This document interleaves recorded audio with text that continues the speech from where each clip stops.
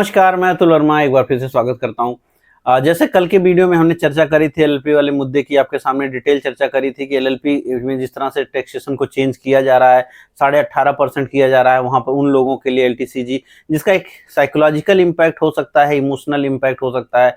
और बाजारों ने आज एक निगेटिव व्यू देखा है। बाजारों ने ना सिर्फ बड़े मजबूत सपोर्ट जो आपके 25,000 के नीचे जो 24,800 के सपोर्ट बन रहे थे, ना सिर्फ उनको ब्रेक किया है, बल्कि वहां से भी नीचे करीब करीब 150 पॉइंट तक की गिरावट आपने देखी है। यानी 24,800 के नीचे अब आप क्लोज हुए हैं, 24,680 पे क्लोज हुए हैं। और जो अब अगले रास्ते आपकी तरफ खुलते हैं बाजारों में, वो 24,500 की तरफ के हैं। यहाँ पर मैंने कल बहुत डिटेल में आपको बताया था, अगर आपने वीडियो देखा होगा, कि सेंटिमेंटल इम्पैक्ट होगा इस एलएलपी की खबर का, क्योंकि बहुत सारे प्रमोटर, बहुत सारे घराने, बहुत सारे चीजें, छोटी कंपनियों में, मझोली कंपनियों में, मिड कैप कंपनियों में इनकी मात्रा बहुत ज्यादा मानी जाती है। कुछ एक जगहों पर 40% तक किसी एक इक्विटी में, छोटी छोटी बहुत सारी कंपनियां हैं जिनमें 40% तक जो है एलएलपी के समूह जो है वहां पर होल्डिंग करते हैं। यद्यपि जो बड़े समूह हैं, बड़े यूं कहिए बड़े जो लार्ज कैप कंपनियां हैं, बड़ी कंपनियां, वहां पर एलएलपी की जो खरीदी है, यानी जो होल्डिंग है, वो बहुत ही बहुत ही नगण्य है। मतलब वो 0.2, 0.3, 0.4% में आती है।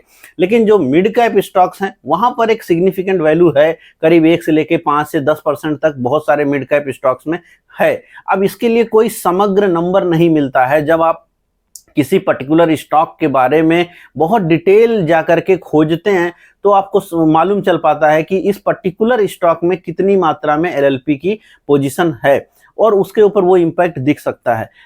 इसके नाते क्या हुआ है, पूरा एक होलिस्टिक तो आप अप्रोच नहीं ले सकते। ये जरूर मान सकते हैं कि लार्ज कैप के ऊपर बहुत इम्पैक्ट नहीं आएगा एलएलपी वाली खबर का, लेकिन मिड कैप और स्मॉल कैप और माइक्रो कैप के ऊपर स्टॉक टू स्टॉक फर्क आएगा। भारतीय बाजार आज इस खबर के आधार पे भी गिरे हैं। साथ में जिस तरह से रिजल्ट्स आए हैं, रिजल्ट लगातार खराब आ रहे हैं। अब चाहे वीकेंड में जो रिजल्ट्स आए हैं वो भी खराब हैं, दिन के दौरान भी जो रिजल्ट आए खराब हैं, जो मेन स्ट्रीम रिजल्ट्स ऑलरेडी आ चुके हैं वो भी खराब हैं। तो कहीं से रिजल्ट को लेकर के कोई अच्छी बात नहीं आ रही है। साथ में जो ट्रेड डील है उसकी कोई बात नहीं आ रही है। यद्यपि चाइना के साथ जो अमेरिका की ट्रेड डील हो चुकी थी, वापस से बातें चल रही है कि उस पर फिर से साइन होगा, और उस पर भी नेगोशिएशन चालू हो गया है। अगले राउंड की वार्तालाप उसमें होने वाली है भारत के लिए भी। और उन्होंने चाइना के लिए जो डेट थी उसको भी बढ़ा दिया है, करीब 3 महीने और आगे वो बढ़ाने की बात चल रही है। भारत के लिए भी कुछ क्लियरिटी आई नहीं है। खबरें ये भी चल रही हैं थोड़ा थोड़ा कि 10% वाला जैसे बाकी देशों के साथ डील किया है अमेरिका ने, हो सकता है भारत के साथ 15% पे डील हो। बहुत सारी मार्केट में खबरें हैं जो अलग अलग प्रकार से आ रही हैं, और मार्केट, लेकिन इन सभी खबरों के आधार पे अगर आप देखो तो बाजारों को कोई बहुत अच्छी खबर नहीं मिल रही है। ना सिर्फ टैक्सेशन के मैटर पे थोड़ा निगेटिव खबरें आई हैं, बल्कि जो रिटेल पार्टिसिपेंट है वो भी नहीं आना चाहते बाजारों में, नया पैसा नहीं डालना चाहते। एफआईआईज की तरफ से भी नई खरीदारी नहीं है, और डीआईआई सिर्फ काउंटर करने की पोजीशन में है। तो कुल मिला करके अगर आप बाजार में देखें तो बाजार में लैक ऑफ बाइंग है।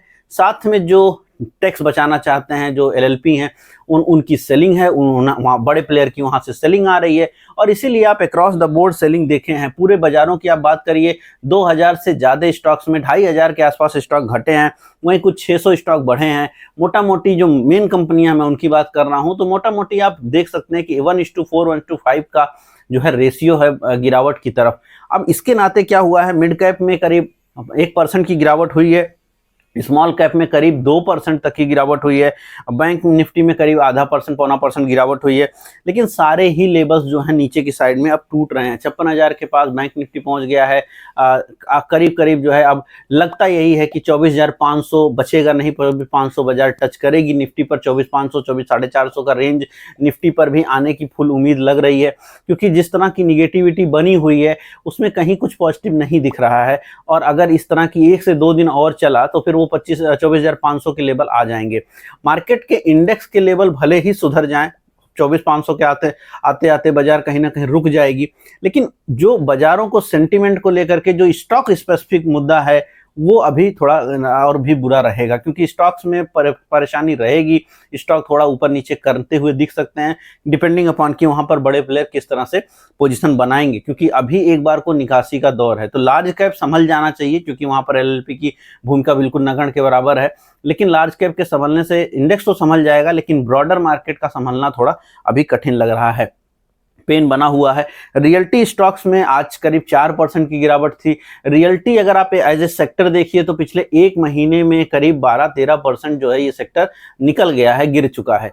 एक महीने में बहुत बड़ी सेलिंग आना कई सारी चीजें बता रहा है। जिस तरह से एक बहुत ज़्यादा डिमांड चल रही थी, अलग अलग शहरों में जो लग्जरी अपार्टमेंट्स हैं उनके लिए आते ही वो बिक जा रहे थे। फिर उसके ऊपर बहुत सारा सोशल मीडिया में बज आया, बहुत सारी बातें हुई, जांच होने की बात चल रही है और उसमें एक पूरा बात की जा रही है कि कुछ टोकन मनी दे करके ही सब कुछ हो रहा था और बेसिकली वो बिक नहीं रहे थे, बल्कि प्राइस को गलत तरीके से ऊपर किया जा रहा था। वो एक अलग मुद्दा है। लेकिन जब से ये मुद्दा खड़ा हुआ है, पिछले करीब 1.5 महीने से ये बातें गर्म थी और पिछले एक महीने में जो रियल्टी स्टॉक्स हैं वहां पर बहुत अच्छा सेलिंग देखने को मिला है। चाहे उसमें लोधा है, डीएलएफ उतना नहीं गिरा था, बट आज डीएलएफ ने लीड किया है गिरावट को।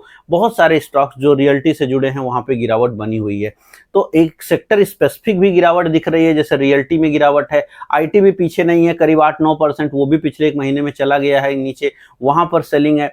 रिजल्ट्स को लेकर के बहुत प्रॉब्लम है, रिजल्ट अच्छे नहीं आ रहे हैं, चाहे वो बड़ी कंपनियों के रिजल्ट रहे हों और अब चाहे वो मिड कैप या छोटी कंपनियों के रिजल्ट हैं, कहीं भी रिजल्ट अच्छे नहीं आ रहे हैं। कुछ एक कंपनियां जिनके रिजल्ट अच्छे आ जा रहे हैं, जैसे कार ट्रेड का आज अच्छा रिजल्ट आया है। और वो आपको पता ही होगी, वो घटना मैंने बहुत डिटेल करी थी कि जिस तरह से दिल्ली को लेकर के अभी एक महीना पहले प्रॉब्लम चल रही थी, फिलहाल वो प्रॉब्लम खत्म हो गई है। जो सेकंड हैंड गाड़ियों की मार्केट एकाएक बढ़ने लगी थी, क्योंकि पहली फर्स्ट हैंड गाड़ियां थोड़ा बाहर होने लग गई थी।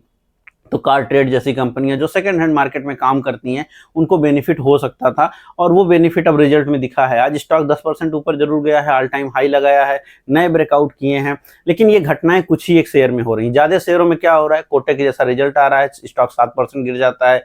कोई IEX जैसी घटना हो जाती है, स्टॉक 15-30% निकल जा रहे हैं।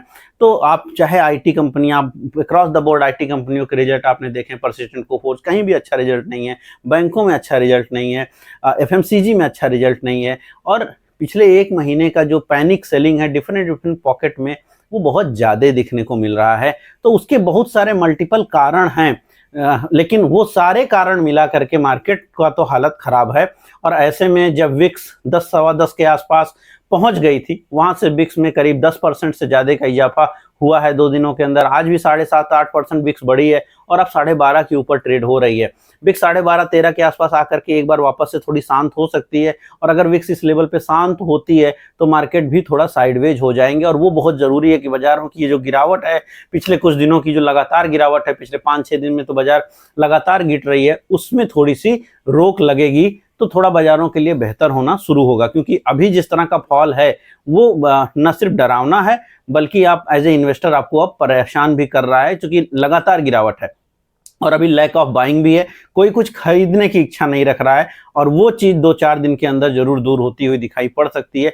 तो 1 से 2 दिन थोड़ी सी और पैनिक सेलिंग रह सकती है, और एक बार को जब ये पैनिक सेलिंग रुकेगी, जो कि मेरे हिसाब से 24,500 की रेंज में आकर रुक जानी चाहिए, तो अगले सपोर्ट की अगर आप बात करें तो 24,500 ही निफ्टी पे रहेगा। 24,500, 24,450 एवरेज है पूरे साल का, पिछले 7-8 महीने का। साल का एवरेज जो है 24,800 पे आता है, लेकिन पूरे पिछले 7-8 महीने का जो एवरेज है वो 24,450 के आसपास आता है। तो 24,450 पे आपको एक बड़ा सपोर्ट बन सकता है, और उस जोन में आने के बाद फिर बाजारों में जो है सपोर्ट देखने को मिल सकता है। कल के लिए 24,450 नीचे की साइड में और ऊपर की साइड में 24,850 कल के लिए एक महत्वपूर्ण जोन रहेगा। और वहां कहीं अगर इन दोनों ही जोन में मार्केट रह सकती है, और जब भी थोड़ी बाइंग आएगी बाजारों में तो वो जरूर थोड़ा सेलिंग की तरफ रहेगी, यानी बाई ऑन डिप नहीं है बाजार, इस टाइम सेल ऑन राइज की बाजार है। जब भी थोड़ा ऊपर बाजार जाएगी तो थोड़ी सी सेलिंग आपको देखने को मिल सकती है अगले 1 से 2 दिन।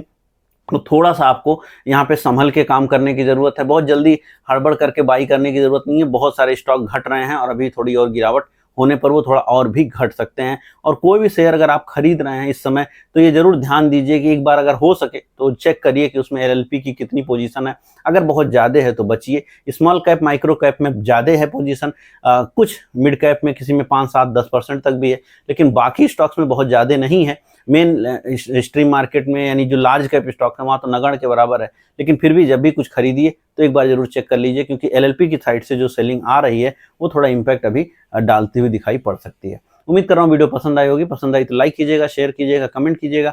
मैं मिलूंगा कल नए वीडियो में। इस वीडियो में इतना ही, धन्यवाद।